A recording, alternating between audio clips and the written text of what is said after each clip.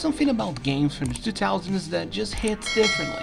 The chunky menus, the music, even blowing on a disc hoping it load. It was an era built on creativity and pure fun. Games wouldn't worry about retention metrics, engagement loops, or microtransactions. They just wanted to be good.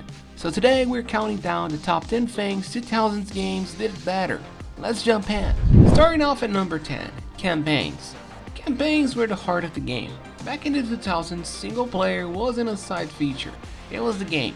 Take Halo 2 for example. You didn't buy it for the multiplayer, you bought it to experience those cinematic set pieces, the epic music, and the story of Master Chief. Same with Half-Life 2. You remember the moment you first hit City 17? The combined patrols, the music swelling in your ears, it stuck with you. Even games like Call of Duty 4 or Gears of War gave campaigns that felt complete. You didn't have a checklist or a daily login. You had a story, a world, and a journey. And then you talk about it at school with friends or online forums, before Twitter or YouTube comments even existed. It wasn't about endless content or a microtransaction grind. It was about experiences that stuck with you, and honestly, it's kind of wild how rare that feels now.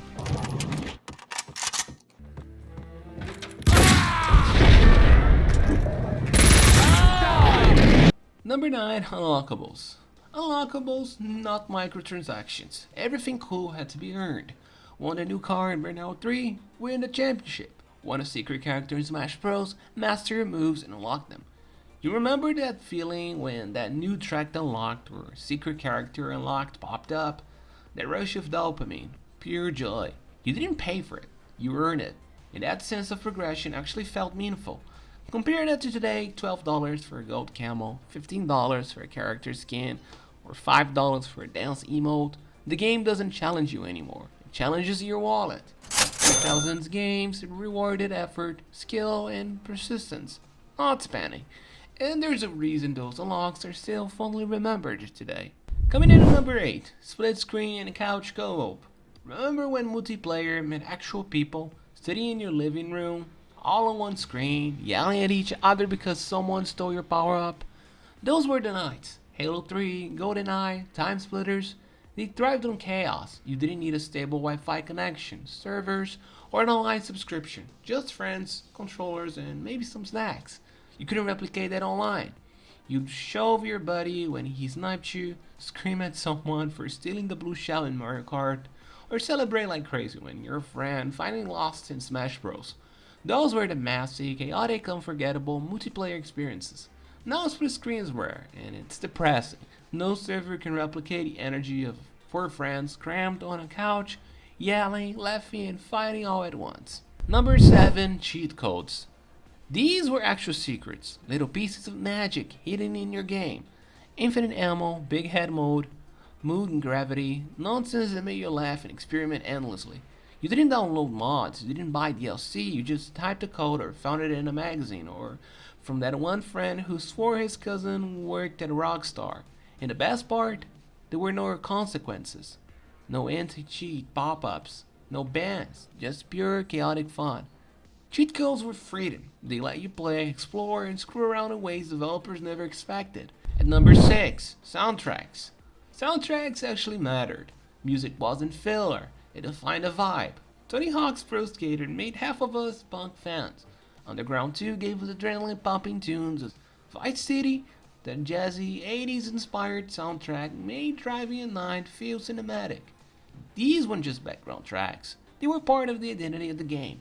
You associated songs with characters, levels, and memories. Today, soundtracks are often generic loops or royalty-free tracks. Back then, music made the game memorable and personal. Up next at number 5, games shipped finished. You bought the disc, put it in, and it worked.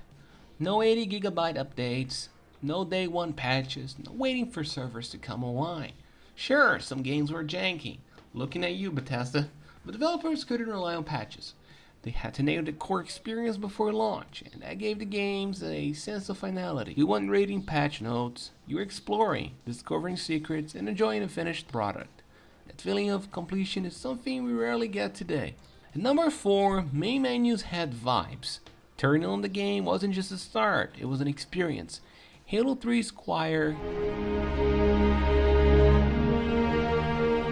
MW2's subtle hum, San Andreas' jazzy beat, even just sitting there felt like stepping into another world. Menus now often sterile, like web dashboards. Back then, pressing start was like turning the key on a cinematic adventure.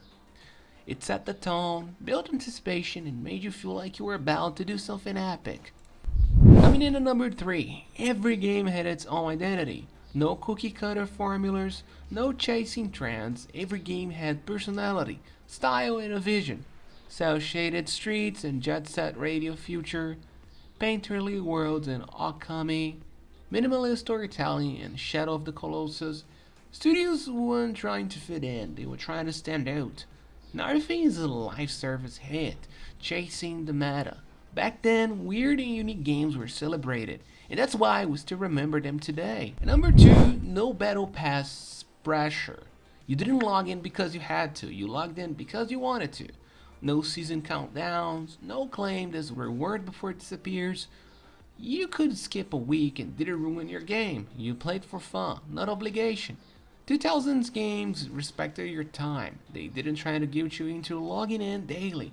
They just let you enjoy the experience on your own terms. And finally, at number 1, games had soul. You could feel the passion, creativity, and vision behind every title. Developers weren't just designing mechanics or chasing metrics, they were crafting experiences. From Halo 3's opening mission to the atmosphere of ICO, the humor of Fable, the sheer imagination of San Andreas, and the exploration of Metroid Prime.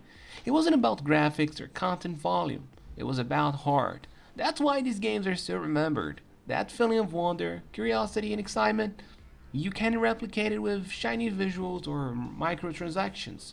So it's timeless. So yeah, modern games might run smoother, look better, and offer more variety, but the 2000s, they were magic. Passion drove the industry, not profit margins. What do you miss most from that era? Drop it in the comments, hit like if you grew up with these classics, and we'll see you next time.